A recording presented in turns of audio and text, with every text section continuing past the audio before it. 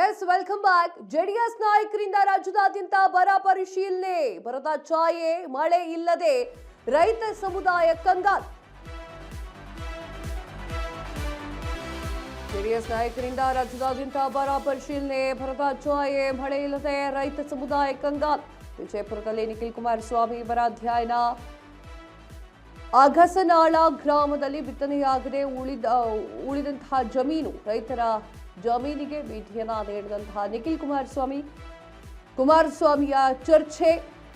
ನಿಖಿಲ್ ಕುಮಾರಸ್ವಾಮಿಯ ಬಳಿ ಅಳಲು ತೋಡಿಕೊಂಡಿರುವಂತಹ ರೈತರು ಬರ ಘೋಷಣೆ ಮಾಡುವಂತೆ ನಿಖಿಲ್ ಕುಮಾರಸ್ವಾಮಿ ಅವರಿಗೆ ಆಗ್ರಹ ಮಾಡಿದ್ದಾರೆ. ಎಸ್, ಏನಾಯ್ತು? ಬರ ಜಾಸ್ತಿ ಆಗ್ತಾ ಇದೆ, ಮಳೆ ಸರಿಯಾಗಿ ಬೆಳೀತಾ ಇಲ್ಲ, ರೈತರು ಗದ್ದೆಯಲ್ಲಿ ಗದ್ದೆ ನೆಟ್ಟಿ ಮಾಡೋಕ್ಕಾಗ್ತಾ ಇಲ್ಲ, ಮಳೆ ಬರಬೇಕು, ಆ ಮಳೆ ಕಟ್ಟಬೇಕು, ಅದಾದ ನಂತರ ಅಲ್ಲಿ ಬಿತ್ತನೆಗಳು ಶುರು ಆಗಬೇಕು, ಎಲ್ಲ ಪ್ರೊಸೆಸಿಂಗ್ ಇದೆ. ಸೊ ಮಳೆ ಬರದೇ ಇರೋ ಕಾರಣಕ್ಕಾಗಿ ಬರದ ನಾಡು ಅಂತ ಹೇಳಿ ಘೋಷಣೆ ಮಾಡಿ ಅಂತ ಹೇಳಿ ನಿಖಿಲ್ ಕುಮಾರಸ್ವಾಮಿ ಕ್ಷೇತ್ರವನ್ನ ವಿಸಿಟ್ ಮಾಡಿದಾಗ ಅವರಲ್ಲಿ ಕೇಳಿಸ್ಕೊಂಡಿದ್ದಾರೆ.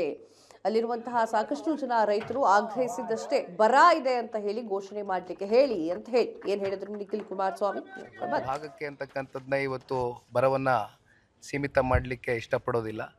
ಇದು ಹಳೆ ಮೈಸೂರು ಪ್ರಾಂತ್ಯ ಇರ್ಬೋದು, ಇವತ್ತು ಕಿತ್ತೂರು ಕರ್ನಾಟಕಕ್ಕೆ ಬಂದು ಈ ಒಂದು ಪುಣ್ಯ ಮಣ್ಣಲ್ಲಿ ಇವತ್ತೇನು ನಾವು ನಿಂತಿದ್ದೇವೆ, ಕಲ್ಯಾಣ ಕರ್ನಾಟಕದಲ್ಲಿಯೂ ಕೂಡ ಈ ಬಾರಿ ಮುಂಗಾರುನ ನಂಬ್ಕೊಂಡು ರೈತಾಪಿ ವರ್ಗ ಬಿತ್ತನೆಯನ್ನು ಮಾಡಬೇಕಾಗಿತ್ತು. ಅವ್ರದ್ದಾದಂಥ ಒಂದು ಗುರಿಯನ್ನು ಇಟ್ಕೊಂಡಿದ್ರು. ಹೆಚ್ಚು ಕಮ್ಮಿ 5.5 ಲಕ್ಷ ಹೆಕ್ಟೇರಷ್ಟು ಬಿತ್ತನೆ ಮಾಡಬೇಕು ಅಂತಕ್ಕಂಥ ಗುರಿ ಇತ್ತು.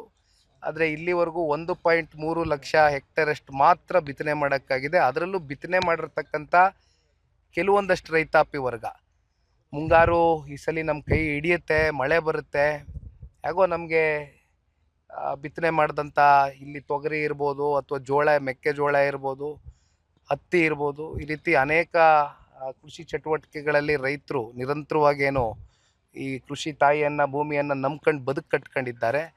ಅಂಥವ್ರಿಗೆ ಈ ಬಾರಿ ಸಂಕಷ್ಟದ ದಿನಗಳು ತೀವ್ರವಾಗಿ ಎದುರಾಗಿದೆ.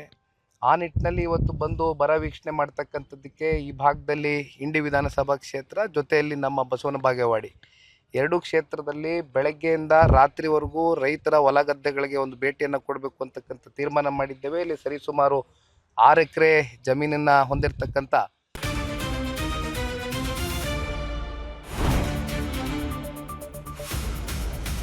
ಸಂಪೂರ್ಣ ನ್ಯೂಸ್ 24x7 ಇದು ನೊಂದವರ ಧ್ವನಿ.